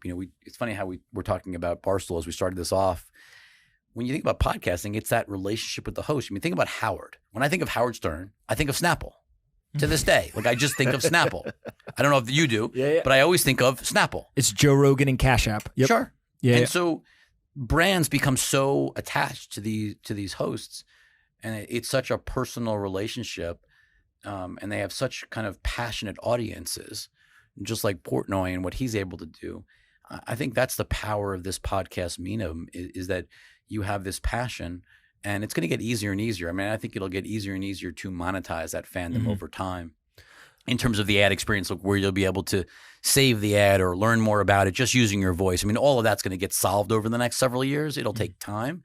But podcast as a medium is still in the very early days with a lot of growth potential. And it's a category that right now, I think the hardest thing about podcasting, I don't know about you, but it's finding the ones to listen to. Yeah. The discovery elements, is really hard. Well, and here's another thing, right? If you look at Joe Rogan, who's the highest earning podcaster on earth as far as been reported, but I wonder if he makes more money doing the UFC commentating and his comedy shows, et cetera, or through the podcasting. I don't know. I just invested in a company called Podchaser that's trying to solve this issue of discovery. I think everyone's trying to... It's analytics. Well, they want to be the IMDb of podcasting. Okay. Yep. Basically help you find lists and what you should be listening to. I think it's a real challenge of how do you find podcasts that you're interested in? Most of it's word of mouth. It reminds me a lot of it reminds me a lot of the video space, right? There's, hey, go watch this show or go watch this show. Now it's my wife gets told, go listen to Oprah's podcast or go listen to Katie Couric's podcast. This is all word of mouth. And I think there's going to, there's a real opportunity to help the consumer find because there's lots of content you don't even know exists. We all know Joe Rogan. There's there's a few that we all know, but there's such a huge tail of great content. Finding it and surfacing it is still really hard. And I think Spotify's trying to, all of these companies are trying to tackle this challenge. So one of the things that I've thought a lot about just having a podcast is the ad model has been pretty much 100% of the market. Like we've seen in video, Netflix, et cetera, we've seen consumers start to pay in a subscription model. There's a couple of people who are trying it with podcasts, Luminary, et cetera. Their whole model has been raise a bunch of money, go get a bunch of talent, put them behind a hard paywall, and then upsell people into it. Right. And the challenge is just, again, go back to your musician issue. Most podcasters are not doing it purely for the fee they get for the podcast. They're trying to build their media brand. And so, I think the in some ways, does it make sense that there should be a subscription service for podcasts that's ad-free? Sure. Yeah. Theoretically, that makes sense. The challenge is consumer behavior has been different. Theoretically, the challenge right now is that most podcasters I know want to be as famous and visible as possible, and paywalls don't help them. Even the reality is, yes, Spotify has a paywall, but there's a free version that you can get access to every podcast that they offer for free. There may be a couple of exclusives that have a staggered release, but essentially everyone can get access. Luminary, I think, Luminary is going to have to prove that they can aggregate enough audience to make it worth it so that podcasters put their best stuff behind the paywall. And look, they just brought in new management. Simon comes from HBO. He certainly understands premium content. He just lowered the price. First thing he did in the door was lower the price. My guess is to get the number of subscribers up, because in order to entice talent, you need a much bigger net to entice talent. Yeah, because it's almost like, I think some of the numbers they were paying people were pretty high, like 7-figure type deals to go behind that paywall. But you can, one, only do that for so long, and two, even the money doesn't speak as much as if you're Spotify, right, and you've got 100+ million people, whatever, listening. Yeah, I think it's less about the content behind the paywall than it's what catches zeitgeist, right? Like, you want, if the content that's behind the paywall is the zeitgeisty content, that's amazing, and people will come in, and I think people would absolutely pay. Right now, I mean, what Spotify is trying to do, right, is they're trying to create content that's only available on Spotify as a way to get you off of, because the main platform where everyone listens to podcasts, I assume 60+% of your audience is right now listening on an Apple Podcast application. It's 55 to 60%, I think. Yeah. Fine. So the vast majority of people are using the Apple Podcast app that hasn't evolved much over the course of time, doesn't allow for sort of any fancy form of monetization. And so I think the real opportunity that Spotify sees is, how do we get you off of Apple Podcasts and into Spotify? And we're going to use, exclusive content to the Spotify platform. But again, exclusive still means everyone can access it across the world. But we're going to try to use those exclusives to get you off of Apple. Yeah. It's still early days. Their market share is clearly building. They also have a younger audience. So I think a lot of the younger skewing podcasts are doing better on Spotify than some of the older skewing podcasts, where people are more embedded in the Apple podcast ecosystem. And that's the same thing that Luminary is trying to do. And, again, I think it's really early days. Let's see what Simon can do. What's your thoughts on the Bill Simmons deal? So he sold to Spotify. I think we don't know the number yet. So it's hard. The report was he wanted $200 million. I doubt he got it, but that's what they were saying he wanted. I think until we know the number, it's a little. I don't want to say it's silly, but it's hard to speculate on kind of how big a deal this was. I think thematically, though, for Spotify, they are trying to aggregate enough podcasts to be a major player in owned and operated inventory, where they control the ad inventory, they control the experience, and they can, show the market what you can do when you move from, whether it's host-read ads or embedded ads, and move to, imagine you, the host of this show, recording 7 different ads, and Spotify picking the one that targets me the best and only serving me the ads that I care about. Making going back to where we were talking about with Instagram, making the experience better, making it where you actually want to buy the products, where you could actually sell the products. I mean, there's so much opportunities from improving the ad experience, making it feel more like content. They're not there yet, but I think that's the rationale behind doing this. Not to mention, while I don't think any of Bill's podcasts that matter today will go exclusive or behind a paywall, I think there'll be new podcasts where they try to create some unique content that tries to draw people from the Apple podcast platform over to the Spotify platform. I mean, it's all about trying to move market share and give you reasons. Most people, I would assume, don't realize that they can listen to almost every major podcast on Spotify. I just think it's not where historically, they listen to podcasts on, most of them on Apple, some of them on Overcast, or, some of them on, pick your application, but it wasn't Spotify. And so I think a big part of this is education, and having some really big deal, high performing podcasts helps people become aware of Spotify as a major player and major destination for podcasts. Yeah, I thought it was interesting too. At least the reports I read, they're going to leave the Ringer's written sites. They're going to keep those and keep running them.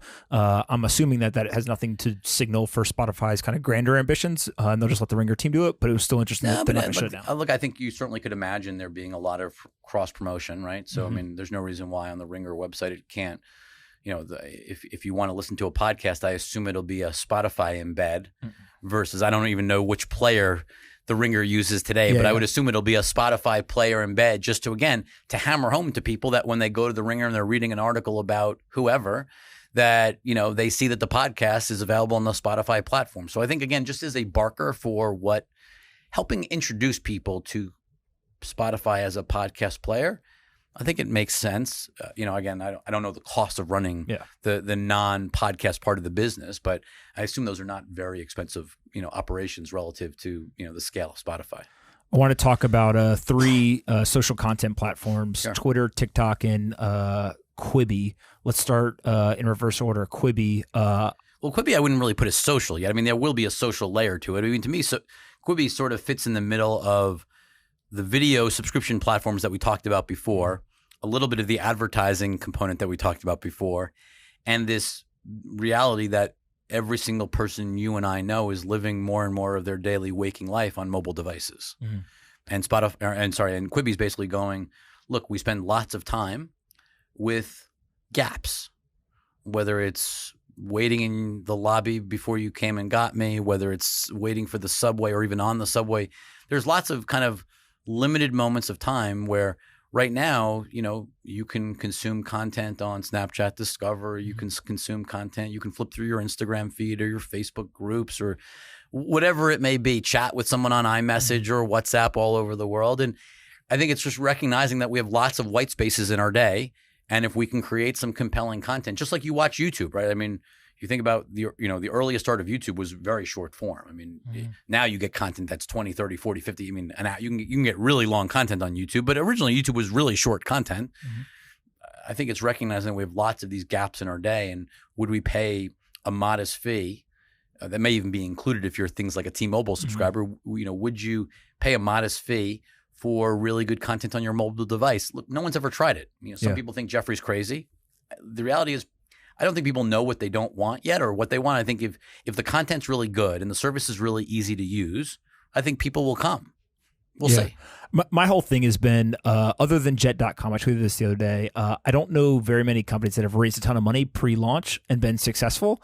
And the part that just almost kind of made me cringe a little bit when it came to Quibi was they ran a Super Bowl ad, right? Pre-launch, running a Super Bowl ad. I don't know if we've ever seen a company be successful doing that, but doesn't mean that they can't be the first. Nope. But still just, the hype and kind of all of the ad spend, et cetera, we just going to see when they launch if it actually translates to revenue. Yeah, I remember walking through CES 6 or 7 years ago. Probably even 5 years ago. It wasn't even that long ago. And I remember running into someone who goes, the content on Netflix is horrible. There's nothing to watch. And, look, I still get people that say that. There's nothing on Netflix. And then you go like, what are you talking about? Like, households are spending 2 hours a day. And that's the median. I mean, like, there's probably households spending 3 or 4 hours. I mean, there's more to watch than you can physically consume ever. So, look, the reality is it's all about the content. I mean, that's where I'm going with this. If the content is something that people find compelling, if people get addicted to short form storytelling, and again, there's really not a lot of historical context to prove Katzenberg right or wrong. We know that, people went from watching movies to watching TV. We know that, there's lots of examples of short form content, and, look at the whole gaming space. I mean, Candy Crush is sort of a time killer between meetings, or you're bored at work and it's a way to kill time. How many people, if you walk by their desks in a big office building, are watching YouTube videos that they find funny? It's all about kind of filling those gaps in your day and your daily life. I think if the content's good, it'll work. If the content's no good, this will be a failure. It's fair enough. TikTok? Just, the creativity is amazing. Like, it's literally amazing. I'm amazed. It reminds me of, I remember talking to Jack Dorsey, early on. Jeff is Jack's lost brother. I remember talking to Jack Dorsey, and I remember him saying that the why Vine was so creative is that with YouTube, you essentially hit record, just like we're recording this conversation, and not that we're not creative, but when you're forced to hold the screen and you're actually forced to compose something, in that case, 6 seconds, TikTok, 15 seconds, it forces you to be super creative. Like, and I'll see my daughter, I'll see one of my daughters who will spend sometimes 2 hours to compose a 15-second TikTok. Really? Absolutely. Where they'll just practice, and 2 or 3 of them will practice for hours trying to get something just right. I think the like dance type stuff. Yeah. But you see the same thing with comedy and other categories. And I think it's also aging up, which is really interesting. But it's the I think it's the short form, and this may even go back to Quibi as well. Shorter form does force a level of creativity. You have to, it can't get good after 20 minutes. It has to get good really fast. Like if it doesn't get good quick, you're not going to watch. You're not, you're going to tune out. And I think the TikTok, in 15 seconds, you're forcing incredible virality, but it's also the participatory nature, right? Like you watch something, then you can take the music and create your own and try to copy it with all of your friends. And then it sort of just virally takes over. And the speed at which people are becoming quote unquote TikTok famous reminds me of, when people were, when being a YouTube influencer was like the be all end all. And now it's like being a TikTok influencer. I mean, like YouTube should be a little worried that like TikTok has gotten this big, this fast, because I think a lot of the elements of what are working on TikTok, music and comedy, were kind of early kind of drivers of the YouTube story. And not that YouTube's going anywhere, and it's a huge business doing, as we know now, $15 billion a year. It's a huge business. But I just think from a creativity standpoint, I think they should be a bit concerned that you're seeing such momentum out of TikTok. Yeah. The part to me that is really crazy is when Vine first came out, all of the Vine influencers all moved into the apartment. Yes. Yeah, in I knew Vine some Street. of them. Right. And this is where you get the Logan and his brother and all stuff. But recently I saw on TikTok, there's a family based here in New York, the D'Amelio family, which is Norwalk, Connecticut, I think. Yeah, somewhere in Connecticut. Two daughters, teenage daughters, and then the mother and the father, and they put the same playbook. Where, hey, the girls started to get famous on TikTok, then they started bringing their parents in, tagging their parents' accounts. Next thing you know, I think like the father's got like 1 million followers on TikTok. UTA just signed the whole family, not just them. They signed the whole family. My friends at UTA, the talent Unbelievable.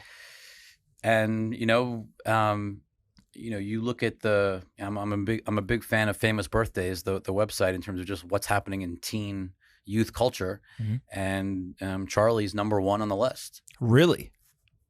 So, when you look at kind of who's popular and who's, 15-year-old is top of the list. Top of the list.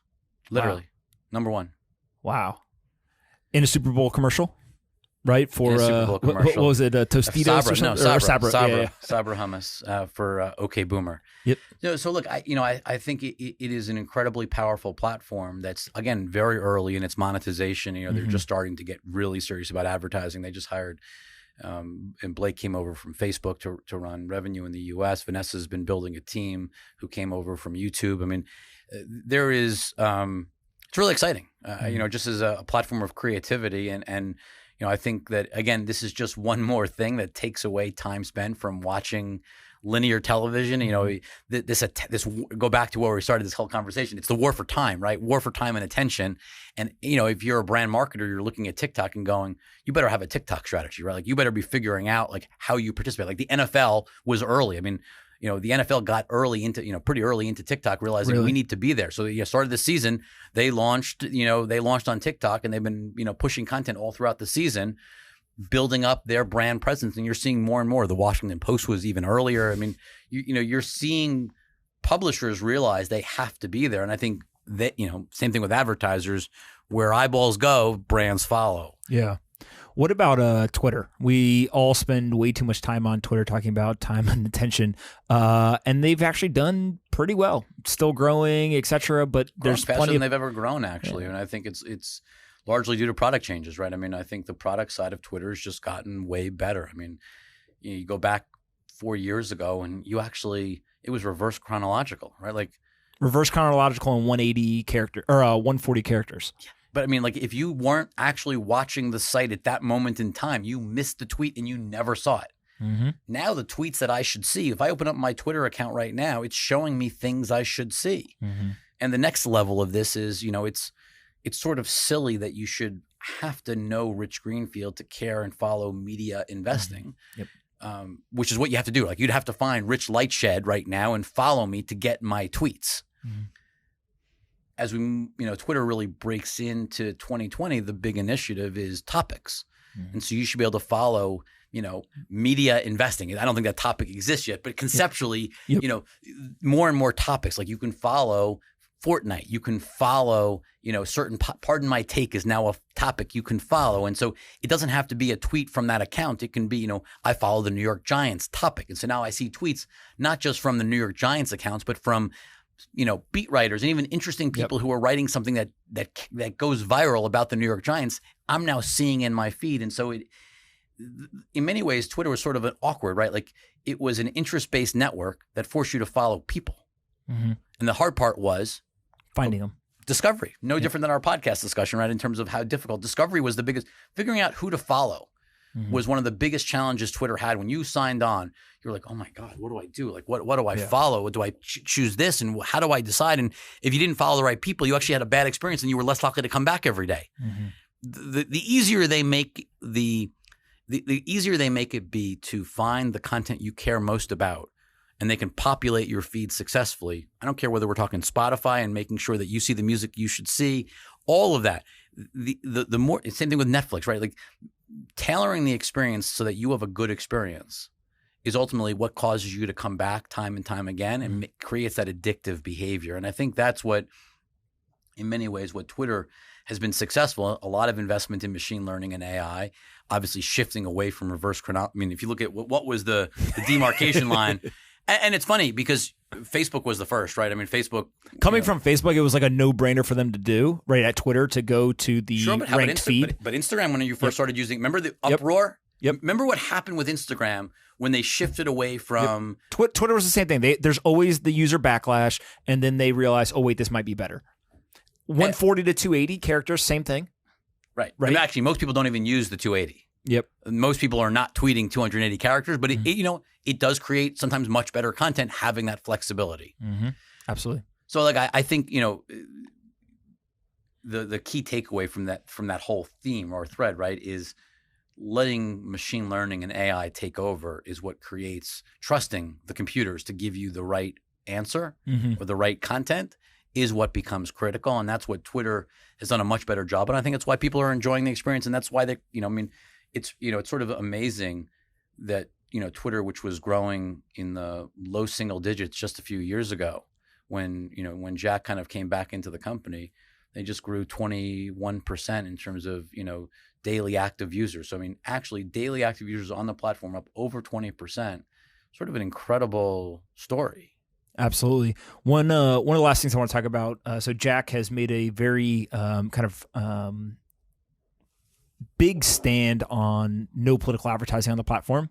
Facebook has taken a different toll, but I saw you recently tweeting about political ad spending being something that is going to have to change because of the drawdown in viewership on television, the popularity of social, etc. I mean, it's a great question. You're basically putting me in a box, right? Like TV's dying.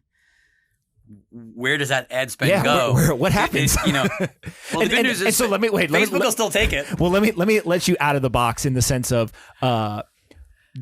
politicians will always spend, right? They'll find somewhere to spend money because they think that's what's going to end up getting them elected, etc. How do you view revenue for these various platforms, especially from the political side in the political seasons, if all of a sudden their main source for that marketing goes away or at least gets cut in half or drastically draws down? I feel like I asked you no, it's just a really hard. No, it's a I mean, it's sort of the same question of like, even if you're a brand, like, Yeah. Where do you go? Yeah. I mean, like, think about the car commercials that run on TV or forget about a car commercial because maybe, like think about a Dove soap commercial. Like what does a Dove soap commercial look like when no one's really watching linear TV? Like it's just, all of these things are really hard intellectual questions of, kind of how do you reach consumers? And I think politicians are no different than a brand. Linear TV is dying. It's still a great way to reach lots of people. So even today, especially older people, right? I mean, the people that are cutting the cord and moving the fastest away from the linear TV bundle are younger. They're not young, but they're certainly younger. And so you can still reach lots of people through linear TV, which is why you're seeing this incredible ad spend on in terms of the current presidential race. But it is an interesting conundrum because brand marketers can certainly spend on Facebook as they love doing and Instagram and TikTok and all of these platforms. But to the extent that you can't advertise on these sites, it really creates the ultimate conundrum of like, what are you supposed to do if you can't reach people on TV? Where are you supposed to reach people? And it really becomes an interesting problem. Look, I think in many ways, Facebook's still taking political ads for now. Yeah, but I mean, look, in some ways, it's part of the answer to your question. Like, well, if this is the platform that reaches 2 billion people on the planet Earth, and they'll take our money, then of course we're going to go spend. Well, no, but also shouldn't we let them reach? I mean, if this is today's medium, it used to be TV, it used to be radio, but if today's medium is this thing called the internet. Shouldn't we allow them to, and the largest aggregator of eyeballs on the internet globally is Facebook, Facebook and Google. Should we not let them be there? And I think it's a really tough challenge that, I think, look, obviously politicians in each country are going to need to put rules around it. And I think that's what Mark certainly wants, is rather than stop it, force governments to put rules around it. But I think it's a really hard question. I think it's easy to just say, no, we don't want any political ad spend. I'm not sure that solves the societal problem that you're sort of raising, which is, how do you stay informed about, people used to pick up the paper. Yep. Right. Like, well, and this goes, so I'm going to bring it full circle here. Two things. One is, I saw recently, there was a politician, doesn't matter which one, that was starting to pay influencers to talk about them. And the first reaction I had was like, what exactly is an influencer going to say that like makes somebody change their vote? And then we saw the Joe Rogan comment about Bernie Sanders, and it was like, half the country hates him all of a sudden, half the country supports him. And you get all of the kind of political controversy that follows something like that.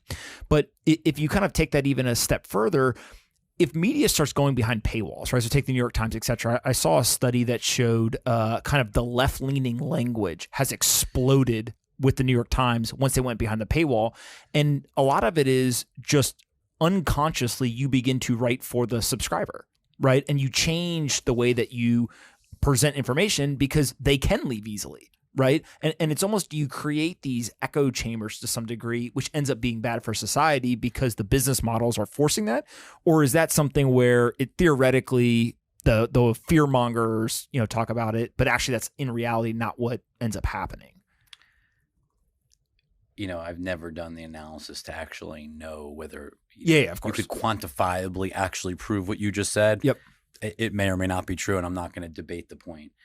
I think, look, the good news is there's still, even if you can't run political ads on Twitter, there's certainly lots of places to reach consumers, and look, there's certainly the ability to build your following. I think, look, what has Trump done really well? He's learned how to build a following. Absolutely. Follow his Twitter account and Instagram followers from the time 6 months before he became president till now. Mm-hmm. FDR, if you think about what he did, right? He pioneered the use of radio to reach consumers, right? It was a way to use mass reach mediums to reach consumers. AOC does it, so it's not on either side of the aisle, right? AOC and Trump have both done it very well. Maybe it's not, maybe unfortunately it's not going to be through paid media. It's going to be through organic media, and you're going to have to build your own following. Maybe that's better. I don't think we know the ultimate answer. Yeah. Obviously, it is not easy to build mass followings, and obviously sometimes those you end up sort of moving towards the edges to build that aggressive to get heard through the noise on these platforms. But I'd say that the ability to reach people through the internet, what's been enabled through all of these different social media platforms, is unparalleled to anything before. I mean, you can reach a lot. I mean, the reach of some of these politicians' social media accounts pales the number of people that literally ever paid for a newspaper or paid for television. And so the ability to reach people all over the world is unprecedented. And that's really the opportunity. Obviously, there's fact checking and lots of other issues that we could get into that become problematic, and what is okay, what is not okay. I mean, just in the last couple of days, we've gone into the problem of, before it was you shouldn't disseminate things that are knowingly false or that change the meaning of somebody. Now the question is if you change the order that something happened in, is it okay? Even if all of the events actually happen, can you, if you change the order of those things to distort the ultimate implication, is that bad? Or, who sets the rules? And you're seeing Twitter and everyone is trying to, look, the internet's moving, as we know, the internet moves at incredible speed. Regulation, not just in this country, but all over the world, moves at a much slower pace. Yeah. And it's very hard to understand who sets the rules for these applications. And I have no good answers. Yeah. Well, I think that's a good enough answer by itself. Before we wrap up, I always talk about two things. One is Bitcoin and one is aliens. Any thoughts on Bitcoin? Look, I think the payments overall, I just think about payments overall for any form of media, making it easier to transact, especially on a cross-border especially, think about developing countries that may not have stable currencies. I think there are certainly interesting potentials, and you look at why Facebook's doing Libra and, why companies like Spotify have been interested in it. And I think the world's a big place. And as you look to grow from what we think of as a very kind of US-centric view of the world of media and realize that, just look at last night, right? I mean, look at what won the Academy Award in Parasite. There's a massive world of incredible content, music, audio, and everything and beyond, and gaming.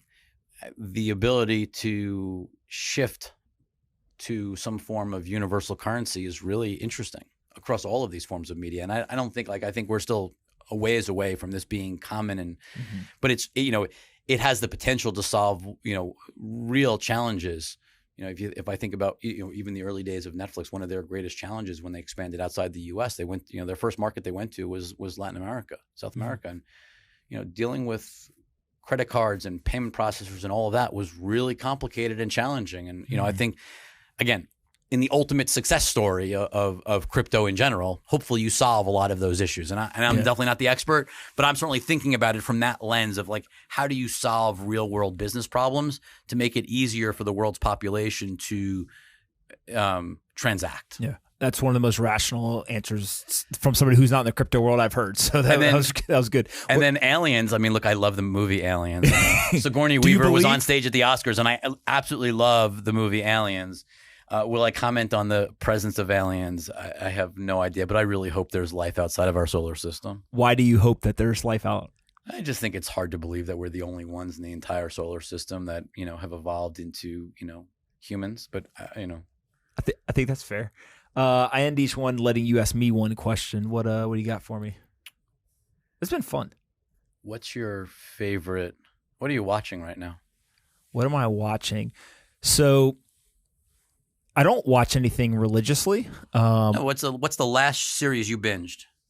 So two of them. One that I chose to watch, and then one that I was forced to watch. So this is your fiance forced you.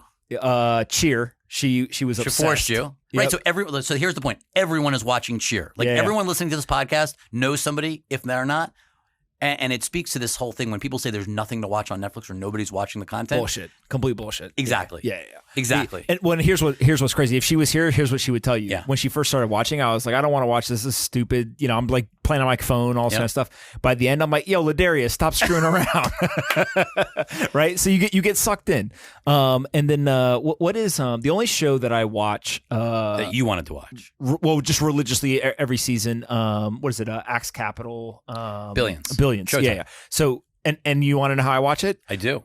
I don't tell me you steal it. Have Amazon Prime. Okay. No, I sign up for Showtime. I watch it, and then I cancel Showtime. Right? And then I wait. And then the other thing I do is... Do you watch it week to week live, or do you wait for it to end? I was just going to say I wait for it to end, and I binge it usually... I try to do it in a weekend. Usually takes kind of 4 days. Right. So you're the definition of why media as a broad business is in so much trouble, is that you move... even Showtime, which tries to space out a show like Billions over, 10 weeks... Yep. I just wait. The reality is most content doesn't need to be watched live. You don't really need, maybe, Game of Thrones probably was pop culture enough where you wanted to be part of that conversation the morning after. I would say there's probably on one hand that many shows that exist that are so important to pop culture now that you need to watch week to week live. And the reality is everything else, I know lots of people who are just starting You, and it came out 2 years ago. So this whole idea that, that whole change of behavior is a huge problem because you're a horrible Showtime customer because you sign up for a month, whether you pay the whatever, $10, doesn't matter.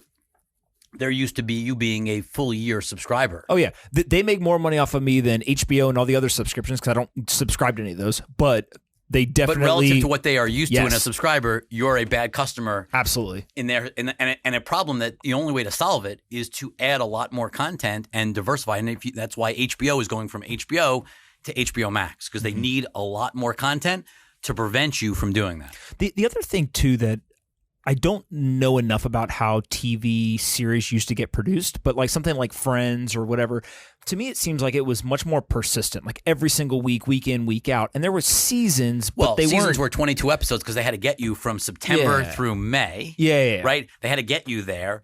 And that only leaves with June, breaks. July, August, only 90 days off of the Correct. year, right? Yeah. But now the idea is let's create shows that are sometimes as few as 6 or 7 episodes. And the beauty of that is it allows for movie stars who wouldn't normally take breaks from shooting, didn't have time for 22 weeks, but might have room for 8 weeks to film, a 6 or 7 episode series. And so it actually is, the creative loves it. I think the consumers like it because you're not kind of forcing overly long seasons where, look, I think seasons are going to be shorter. Like how many shows need 5 or 6 seasons? Most things get pretty bad after. The first few seasons of shows are generally the best, and then it gets really hard to keep it. Well, you can creative. Kill off so many characters, right? Look, I think there's probably a lot of people, even on Game of Thrones fans, who would go, "I wish it had ended a year sooner." Like it, they could have condensed it a little bit and ended it sooner. Like, I think that's one of the other things you're seeing now is episode orders are going to be shorter. Content's going to be more condensed. You're hopefully going to try to make better, shorter series, both in episodes and seasons. To keep people interested. Where can people find Lightshed? We are, on Lightshed, I'm Rich at lightshedtmt.com. The website's lightshedtmt.com. We're a subscription site, but on Twitter, we're just Rich Lightshed. Anyone can follow us. My colleagues, Brando Lightshed and Walt Lightshed. We're all on Twitter. We're pretty active. We'd love to engage with your audience in this dialogue and hope to come back. I can say this, he can't, but there's 2 people I learned the most about media, business, investing, etc. You and Matthew Ball. So you guys are killing it. So I appreciate all the things you put out on Twitter. And we debate actively. Well, but that's part of the value of it, right? Is you guys go at it. So it's awesome. But thanks so much for coming to do this, and we'll have to do it again. Thank you.